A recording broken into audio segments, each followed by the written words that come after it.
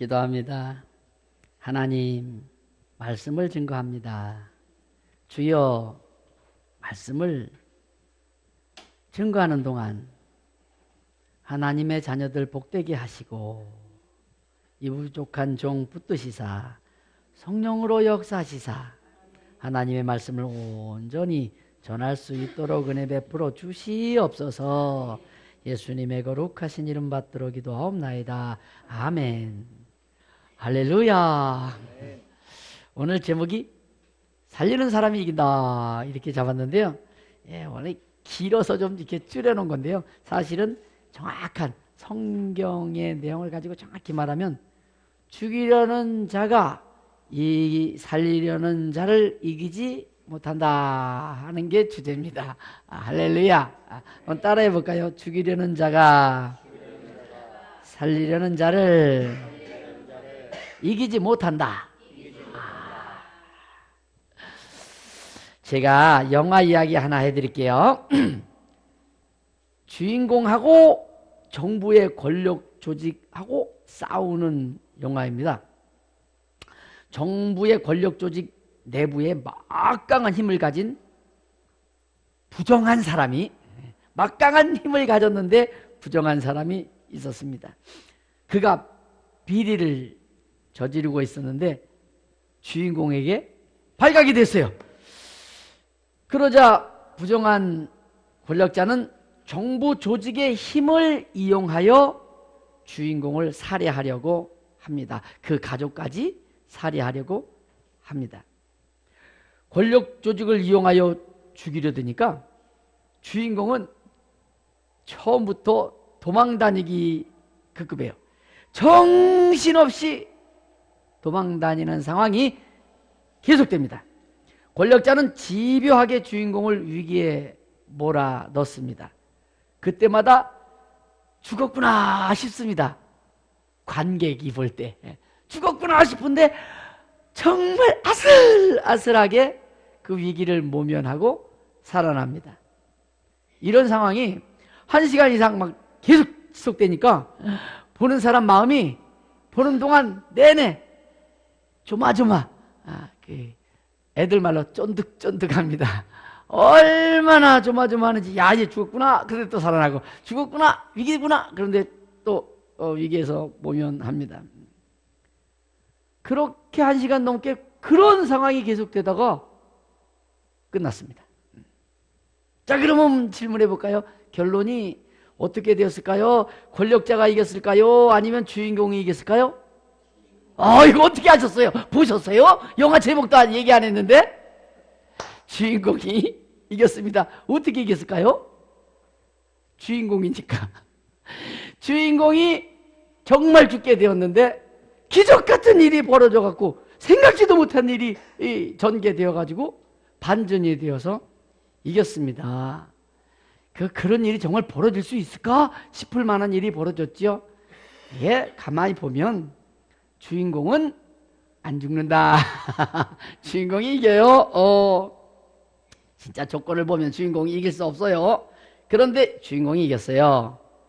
정말 어이없는 결과이지만 정말 그렇게 되었어요.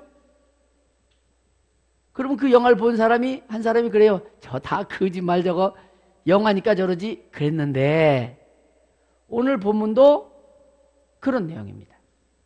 절대 이길 수 없는 사람이 권력자와 다투게 되어서 이제 죽었구나 싶은데 이기게 됩니다.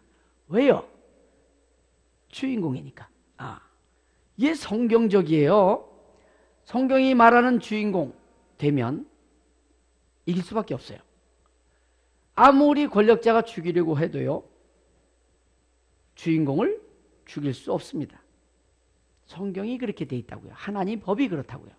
그러면 하나님 법에 의해서, 성경에 의해서 주인공 되는 것은 어떤 것인가? 주인공 되는 방법, 그 방법을 알면 되잖아요. 오늘 제목과 같습니다. 살리는 사람이 되면 주인공 됩니다. 하나님이 제일 좋아하는 것, 제일 중요하게 여기는 삶의 목표가 뭐냐면 살리는 거예요. 예수님도 살리다 가셨어요. 살리러 오셨고 살리고 가셨는데, 그래 예수님을 그리스도라 그래요. 그래서 그 그리스도를 닮아서 살리는 일을 맡은 사람들을 뭐라고 해요? 그리스도인이라 그러는 거예요. 그래서 성경은요, 우리에게 한 가지 주인공 되는 방법을 확실하게 해주셨는데, 그게 뭐냐? 살리라는 겁니다. 살리려고 하면 내가 너를 주인공으로 만들겠다 그럽니다. 오늘 본문이 어떤 내용입니까? 애굽 왕 바로는 히브리 민족이 강성해지는 것을 두려워하여서 히브리 말살 정책을 시작합니다. 산에 아이가 태어나면 강에 버려서 죽게 하라는 겁니다. 그 강은 나일강입니다. 그 명령은 칙령이 되어서 내려옵니다. 아시다시피 왕이 칙령으로 내린 것, 즉 인장을 찍은 칙령으로 내려온 것은 누구라도 지켜야 됩니다. 내린 왕조차도 지켜야 됩니다. 그것이 동서고금을 막론하고 왕의 권위를 세우는 일인지라 칙령은 왕조차도 지킵니다. 그래서 이 다니엘 사랑하는 그 왕이 자기가 내린 칙령 때문에 다니엘을 억지로 할 수 없이 사자굴 속에 던지는 겁니다. 그래 놓고 그 사자굴 어귀에 가서 다니엘아 다니엘아 부르게 되는 겁니다. 이해 가십니까?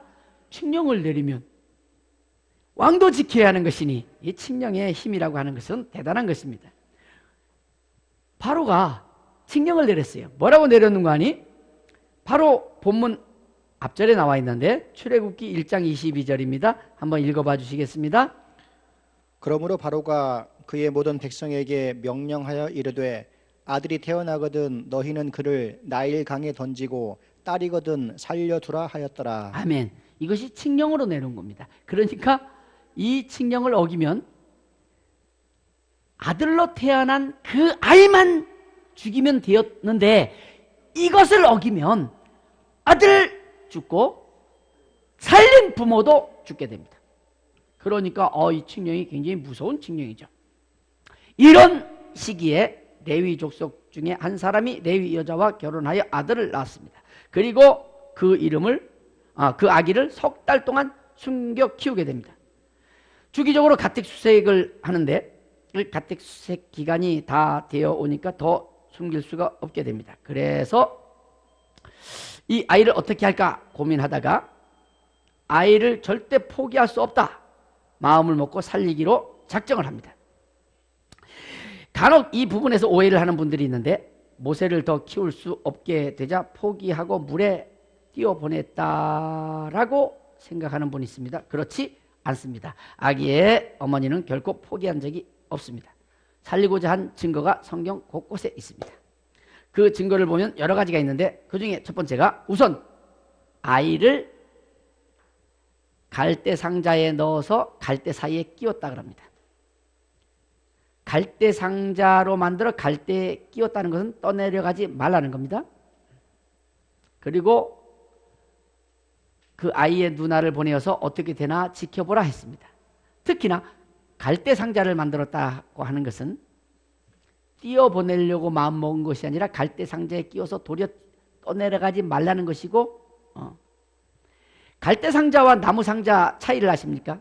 나무 상자는 대충 맞춰서 만든 다음에 이렇게 물에 불리면 나무가 불어납니다. 그래서 물이 안 들어와요. 그게 나무 상자의 특징입니다. 정말 띄어보내려고 했으면 물 안 들어오는 나무 상자를 잘 만들어서 띄어보내는 것이 아이를 위한 마지막 배려입니다.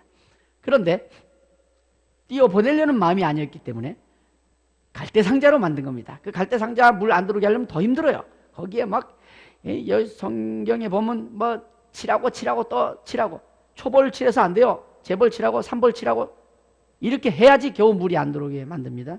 오랜 시간을 두고 만들어야 되는 겁니다. 어렵게 만들어서 갈대 사이에 끼웠으니까 떠내려 보내려고 만든 게 아니고 끼워들려고 만든 것이니까 버린 게 아니고 살리려고 한 겁니다. 이해가시면 아멘 합시다. 이렇게 살리려고 확실하게 이제 마음을 먹게 됩니다. 또 증거는 있습니다. 아기를 둔 장소가 특별한 장소였다는 거 아십니까? 다시 말해서 왕가에서 이용하는 피서지였습니다. 그곳에 왕의 가족들이 자주 목욕을 하러 온다는 것을 알고 있었습니다.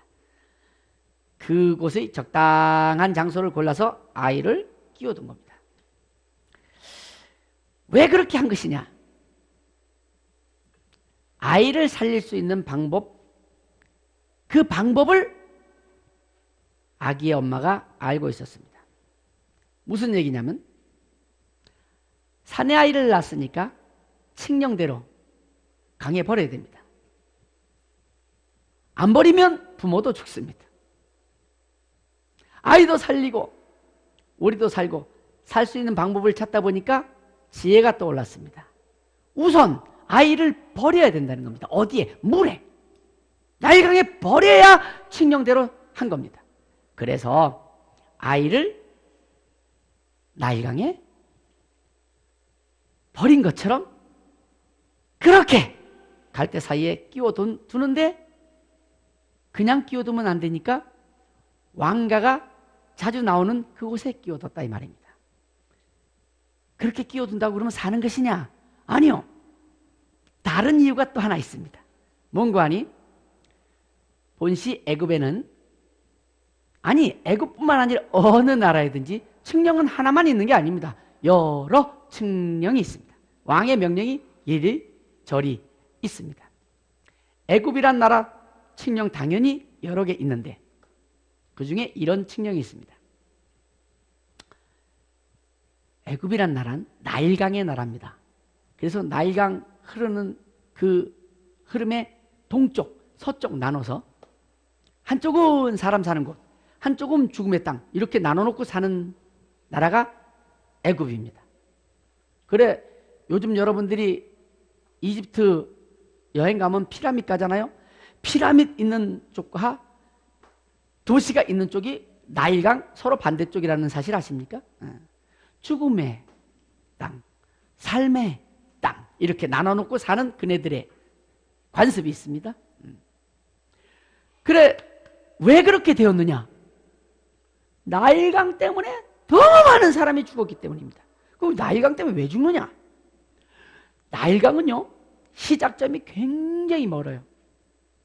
거기서부터 많은 물들이 아프리카 물들이 막 비가 내려가지고 폭우가 한꺼번에 막 쓸려 내려오는 마지막 하구가 애굽입니다. 근데 참 재밌게도 그때나 지금이나 애굽에는 지금의 이집트죠. 거기는 비가 없어요. 재밌지 않습니까? 여러분 이집트에 가봐요. 지금은 건기인데 비가 없지만요 우기에는 비가 있습니까? 이런 얘기 안 합니다. 비가 없어요. 비 보기가 1년에 진짜 조금입니다. 그렇게 비 안 오는 곳, 비가 거기에 막 쏟아져 갖고 우리나라처럼 그래서 홍수가 막 바로 나고 이러면은 비와 개천 나가지 마, 조심해, 물 조심해 이렇게 경고도 하고 스스로 마음 먹는데 아니 뭐 텔레비전 있을 때도 아니고 전화기 있을 때도 아닌데 그 멀리서 비가 억수같이 쏟아져 갖고 내려오는데 자기네 사는 곳은 해가 쨍쨍 난다 이 말입니다. 그러다 보니까 부지 중에 물이 휩쓸고 내려오는 겁니다. 그러면 물 있는 곳에 안 살면 될 것 아니냐? 그건 아닙니다. 왜냐하면 농사를 지어야 되는데 농사는 어디가 최고냐? 쓸고 지나간 그곳에 각종 좋은 흙들이 범벅이 되어서 심기만 하면 농사가 됩니다. 그러니까 그네들이 그곳에 가서 농사를 짓는데 그게 그 평야가 무지하게 넓습니다. 지금도 가봐도 넓습니다. 거기는 농사 최고의 경작지입니다. 그러니까 농사 짓다가 이때쯤 올려나 그리고 피해 있으면 잘 안 와? 그러면 또 추수하러 들어갔다가 그냥 1시간도 안 돼서 당하는 곳이 그곳입니다. 이게 참 이해 가십니까? 그런 지경에 살던 그들인지라 부지기수로 강에서 죽는 사람이 자연사 하는 사람보다 병으로 죽는 사람보다 더 많아.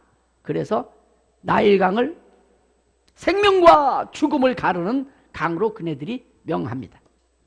영화에도 보면 가끔 그런 얘기들 많이 나와요. 그래서 강 이쪽, 강 저쪽, 그래갖고 죽음의 사자들이 사는 곳, 산 사람이 사는 곳, 이렇게 나눠버렸죠. 근데 이렇게 많은 사람이 죽다 보니까 이 사람들이 사람이 떠내려가는 걸 봐도 구할 생각을 안 합니다. 그러거니 해요. 워낙 많은 사람이 죽고 나도 위험하니까. 뭐 뚝이 있는 것도 아니고 그냥 평평한 곳에 그냥 물이 흐르니까 어느 때 이 뚝이 무너져서 그 자기가 밟고 있는 곳이 무너져서 쓸려 내려갈지 모르니까 다 모래밭이 막 그냥 진흙밭이니까. 그래서 사람 구하는 건 포기합니다. 그러자 왕이 칙령을 내렸어요. 이건 문헌에 나오는 얘기예요. 강물에 의하여 떠내려가는 사람을 보거든 구하라. 구하지 아니하면 그만한 대가를 치러야 한다. 형벌을 받는다는 거예요. 이제 구합니다. 어쩔 수 없이 구하는 거예요. 왕의 칙령이 내렸으니까. 구하는데 이거 어느 집이 휙 쓸려 내려갔는데 아버지도 죽고 어머니도 죽고 이모도 죽고 다 죽었네. 근데 애만 살았어. 애를 건졌네. 이거 어떻게 해? 야, 이 애 혼자 나왔는데 어떡합니까? 건져낸 사람 양육권이 그에게 있고 소유권도 그에게 있다. 이 칙령입니다. 그러니까 이게 고아로 쓸려 내려온 애는 주인이 없는 부모가 없는 애는 이제 건져낸 사람 소유가 되는 겁니다. 이게 칙령인데 그 칙령이 모든 사람이 다 아니까 모세의 어머니가 그 칙령을 이용하게 됩니다. 아이를 일단 강에 던져야 되니까 갈상자에서 끼워놨습니다. 누가 발견했다고요? 왕족이 발견하길 바라고 끼워놨더니 진짜 왕족이 내려와서 그걸 발견했습니다. 공주가 떡 발견했네요. 보니까 히브리 아이로다. 처음부터 뭐 히브리 아이 아니라고 생각한 거 아닙니다. 딱 보고 히브리 아이인 거 알았습니다. 얘는 히브리 아이로다. 그런데 그가 어떤 마음을 가졌다고요? 그가 어떤 마음을 가졌다고요? 불쌍한 마음, 측은한 마음을 가졌대요. 한번 읽어볼까요? 6절입니까? 열고 그 아기를 보니 아기가 우는지라 그가 그를 불쌍히 여겨 이르되 이는 히브리 사람의 아기로다. 네. 불쌍한 마음이 딱 들은 겁니다. 히브리 아이인데 불쌍한 마음이 든 거예요. 그러니까 얘를 살려야 되겠다 하고 딱 마음을 먹을 만큼 이게 불쌍히 여긴 마음을 딱 갖는 순간에 한 여자아이가 쪼르르 달려옵니다. 준비했다는 식으로 그냥 아주 바로 달려옵니다. 한번 7절도 한번 읽어볼까요? 그의 누이가 바로의 딸에게 이르되 내가 가서 당신을 위하여 히브리 여인 중에서 유모를 불러다가 이 아기에게 젖을 먹이게 하리이까. 아주 바로 얘기하는 거죠. 그랬더니 공주가 뭐라고 얘기하는지 8절을 한번 읽어보겠습니다. 바로의 딸이 그에게 이르되 가라 하매 그 소녀가 가서 그 아기의 어머니를 불러오니. 여러분 여기서 한 가지 짚고 넘어갈 게 있는데 바로의 딸이 공주가 이게 미련한 사람이 아니에요. 상황 잘 직시합니다. 그러면 보니까 아이는 갈대에 끼워져 있는데 히브리 아이네. 그런데 그거 꺼내오자마자 히브리 여자아이가 쭈르르 달려오더니 히브리 유모 데려다 드릴까요? 그런단 말이야. 그 상황을 보면서 야, 요 아기와 요 아이는 같은 식구겠다 하는 건 눈치 못 채겠습니까? 아유, 얘는 어디서 뚝 튀어나온 거야? 이렇게 생각할 것 같습니까? 알아요. 얘가 연관된 아이로구나. 알아요. 아는데도 불구하고 이제 유모, 더더군다나 유모도 히브리 유모 데리고 온다 하니까 야, 이거 다 그 집안 사람이구나. 다시 올 유모도 요 아기와 연관된 유모라는 것을 압니다. 한번 더 읽어볼까요? 바로의 딸이 그에게 이르되 이 아기를 데려다가 나를 위하여 젖을 먹이라. 내가 그 삭슬 주리라. 여인이 아기를 데려다가 젖을 먹이더니. 아멘. 그러니까 아이를 맡기는데 제일 잘 키울 사람이 누구냐면 그 어미 아니겠습니까? 보니까 상황이 눈빛만 봐도 아는 거야. 손끝만 봐도 아는 거야. 아이를 다루는 솜씨만 봐도 아는 거야. 아, 이 여자가 이 아이의 어미구나. 이미 압니다. 그러함에도 불구하고 아이를 맡기는데 삭까지 주어 맡깁니다. 그 마음이 들어버린 거예요. 그 마음에 불쌍한 마음이 들어오면서 그리 해버리게 된 거예요, 자기도. 그래서 이제 자라게 됩니다. 자기 친 어머니에게서 자라게 됩니다. 그래 이제 어느 정도 자란 다음에 바로의 딸에게 데려가니까 이름을 지어줍니다. 10절을 읽어봐 주시겠습니다. 그 아기가 자라매 바로의 딸에게로 데려가니 그가 그의 아들이 되니라. 그가 그의 이름을 모세라 하여 이르되 이는 내가 그를 물에서 건져내었음이라 하였더라. 아멘. 자, 사랑하는 여러분들, 모세의 딸은 모세의 딸이 아니라 공주는 바로의 딸은 히브리 아이인 것을 알았습니다. 그리고선 살렸습니다. 그리고 그 아이가 어느 정도 자라서 젖을 뗀 후에 오니까 그의 이름을 뭐라고 지었다고요? 모세라. 모세 뜻이 뭔데요? 물에서 건진 자라. 왜 하필이면 이름을 물에서 건진 자 이렇게 지었을까요? 간단합니다. 공주가 히브리 아이인 것을 아는 순간부터 마음에 와닿는 것이 있습니다. 얘는 나일강에 던져져서 죽어야 할 칙령을 받고 태어난 애다. 이 사실을 압니다. 그런데 불쌍한 마음이 들어버렸습니다. 얘를 어떻게 살릴 수 있을까? 궁에는 법을 아는 사람들, 법관들, 좋은 자들이 많습니다. 그들에게 묻습니다. 얘를 살릴 길이 있느냐? 일단 그 아이를 지 애미에게 맡겨놓고 이제 궁으로 갔을 것 아니겠습니까? 그래갖고 묻는 겁니다. 이 아이를 살릴 방법이 뭐냐? 예, 살리려고만 하면 문제가 없습니다. 어떻게? 왕의 칙령 중에 여차여차의 나일강에서 주운 아이 있거든. 소유권이 주운 사람의, 건진 사람의 것이니까 이제 양육권, 소유권이 공주님에게 있습니다. 공주님이 살리려고 하면은 살릴 수 있습니다. 그 말을 듣고 나니까 살릴 수 있구나, 길이 있구나. 공주라고 해서 왕의 명령을 막 어겨가면서 살린 거 아닙니다. 모세를. 공주도 왕의 칙령을 이용하게 되는 겁니다. 그런 칙령이 있지, 맞아.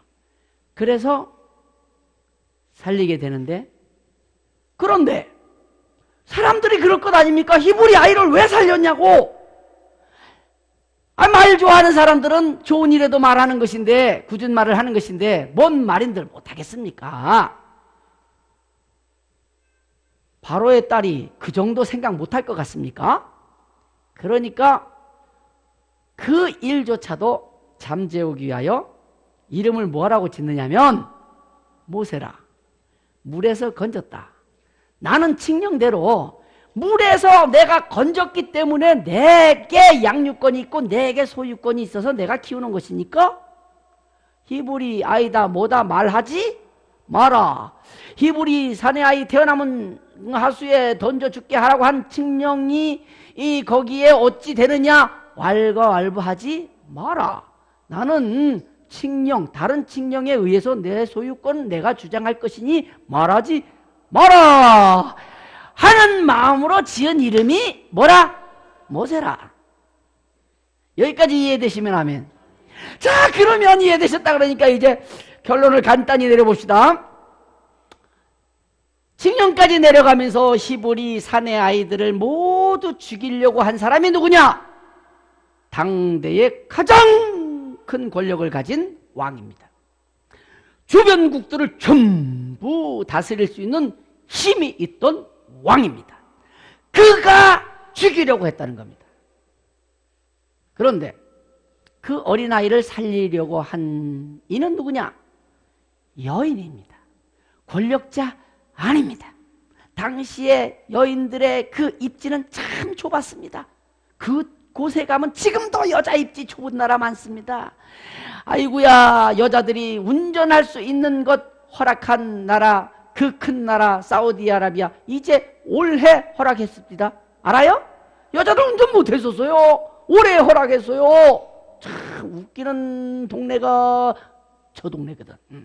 여자 입진 너무 엉망이야.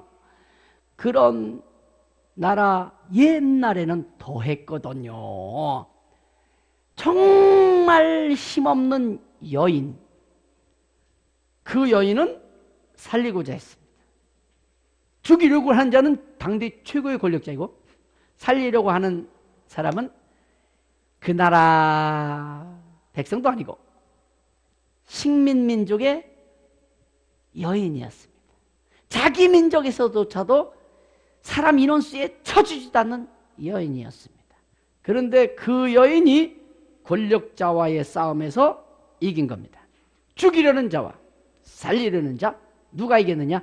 살리려는 자가 이겼습니다. 왜 이런 일이 벌어졌습니까? 하나님 법입니다. 하나님 법은 말이죠, 죽이려는 자가 아무리 애를 써도 살리려는 자를 이길 수 없다는 것이 하나님의 법입니다. 왜냐하면 살리려고 하는 그에게는 하나님의 은혜가 덧입혀집니다. 하나님의 은혜 있는 그에게 죽이려는 자의 힘은 사단에게서 나오는 것인데, 사단의 힘이 하나님의 은혜를 이길 수 없기 때문입니다. 그래서 아무리 권력을 가졌다 해도 죽이려고 하는 그 사람이 살리려는 사람을 이길 수 없는 것이 하나님의 법이다. 이해가시면 아멘. 그렇다면 여러분, 세상 살면서 주인공 되어야 되겠는데, 주인공만 되면 이기는 것인데, 주인공 되는 방법이 의외로 간단하네요. 살리려고 하면 된다는 겁니다. 여러분, 살아가다 보면은 내가 살리려고 할 적에 희생도 해야 되겠지만은, 그래도 결론을 생각해 보면은 내가 살리려고만 들면 저 나를 죽이려고 하는 자, 저 힘이 막강한 자, 그래 그것 때문에 가끔 두렵기도 하고 움츠려 들기도 합니다만은 아시기 바랍니다. 하나님의 법에 의해서 절대 저가 나를 이길 수 없다는 겁니다. 이게 하나님의 법입니다. 그걸 믿어야 돼요. 정말 믿어야 돼요. 성경은 그것을 이야기하고 있거든요. 여러분 살아가면서 그러니까 여러분들을 괴롭히는 사람이 있습니까? 괴롭히니까 괴롭지요. 힘들지요. 그런데 영혼까지 부서질 만큼 힘들어하진 마시기 바랍니다. 담대함으로 하나님께 기도하면서 넉넉히 이기시기 바랍니다. 그리고 누군가를 살려야 할 상황이 오거든 여러분에게 희생이 뒤따른다 할지라도 살리십시오. 살리는 쪽에 서십시오. 살리는 사람이 되십시오. 살리면 주인공 됩니다. 살리고자 하면 주인공 됩니다. 그 살리고자 하는 사람은 승리하게 됩니다. 아무리 큰 권력을 가졌다 할지라도, 아무리 많은 돈을 가졌다 할지라도 그가 살리려고 하는 나를 이길 수 없는 것입니다. 살리는 사람으로 이웃들에게 복음을 증거하고, 살리는 사람으로 이웃들을 섬기며, 살리는 사람으로 칭송받는 하나님의 사람들이 될지어다. 할렐루야. 한 주간 동안 살리는 삶 살아가시기를 축복합니다. 우리 이 시간에 하나님 살리는 사람 되게 하여 주시옵소서. 2분 동안 간절한 마음으로 살리는 사람 되기 위하여 기도하는 시간을 갖겠습니다.